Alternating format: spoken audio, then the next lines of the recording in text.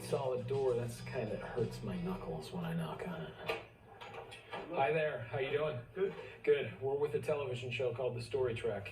The Story Trek? Yes, and we want to put you on TV.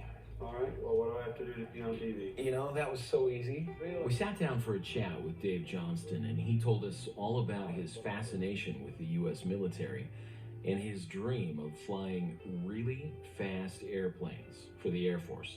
And when I graduated, was offered a chance to go to pilot training and then pursue further training, which ultimately led into flying F-4s for 14 years. And then the rest of my career was on the general staff doing other different things. Dave was involved in rolling out a weapon that has become key in modern warfare. For a while, I was stationed at Hill Air Force Base. And at that time, we were testing a ground-launched cruise missile, which the Air Force no longer has that mission.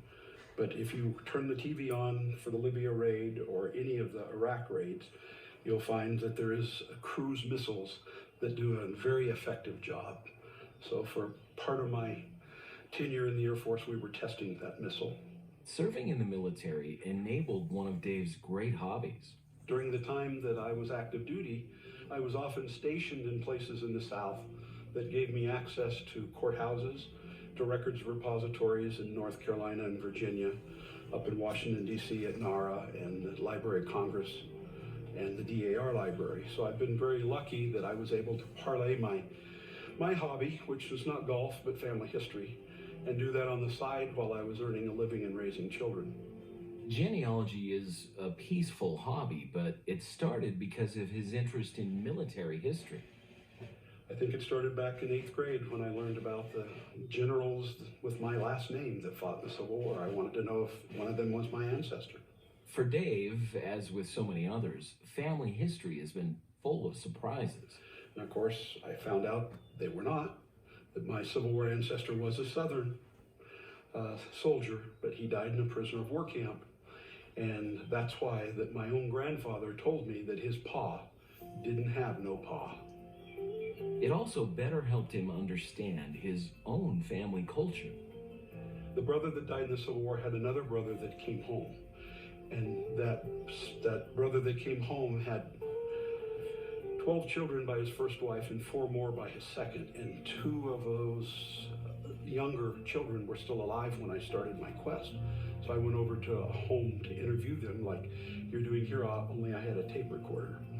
And I was asking her questions like you're asking me, and she looked over at her daughter. Of course, she was then probably 80 or 82.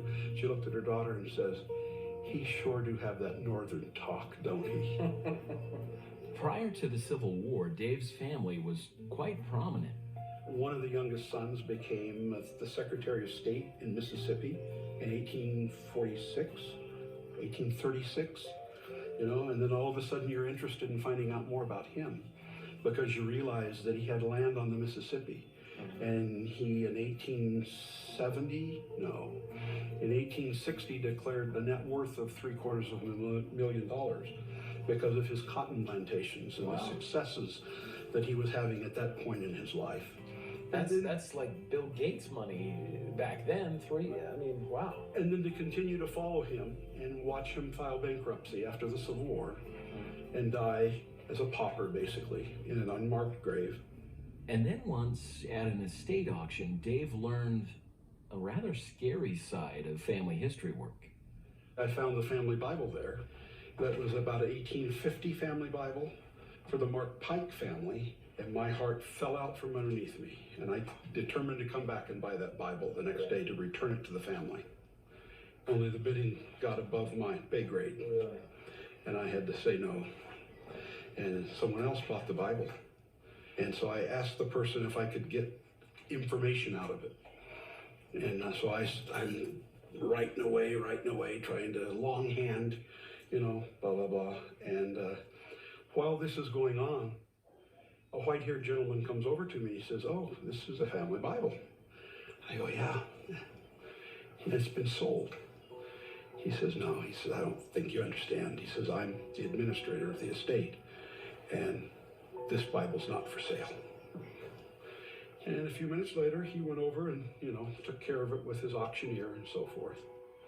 And another 10 minutes later, I was being drug out of the barn, grabbed by the collar, and a guy was gonna bloody my face because I was a troublemaker and I had lost him the sale of that Bible to him. And about that moment, my wife arrived to pick me up for the day. There was a guy from my squadron there. He was rolling up his sleeves too. I think he was the only guy that was going to help me fight these guys. But it got broken up at the last moment. Wow. So family history can be kind of dangerous sometimes. But satisfaction came for Dave the very next day when he was able to share that story with a fellow genealogist. And he said, "What did you say the name was on that family Bible?" I said, "It was the Mark Pike Family Bible." He says, "Can I get a copy of that? He's my great-grandfather." The next day, the very next day. You know what I love about Dave and his passion for genealogy is that he realizes those people aren't just names on a pedigree chart, but each one of them has a compelling story, and that fits in perfectly with our show.